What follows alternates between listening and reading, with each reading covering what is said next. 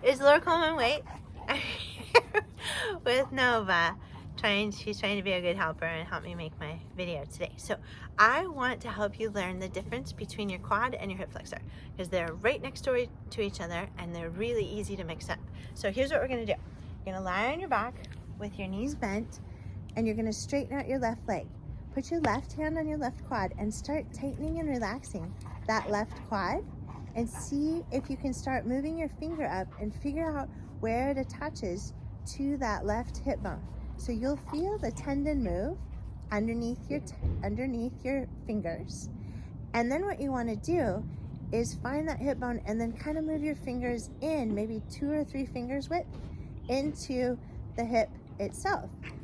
Now let the knee fall in a little bit so that the inside of the thigh doesn't try and help you pick the leg up off the ground, and you're going to lift that leg up and down all from the hip. So it's your hip picking your leg up off the ground, not your leg picking your leg up off the ground. And you'll know if you're doing it right if you feel it here in the hip. The hip flexor lines up with the nipple, so that should also be another landmark that'll help you find it. And you won't feel the inside of the thigh, you won't feel your shin, you won't feel any helpers other than the hip, and your leg will feel like cement. Or the leg will feel like cement and the hip will be working really, really hard. That will help you find that hip flexor and isolate it and get it to work. So then you can start to really tell the difference between the quad and the hip flexor.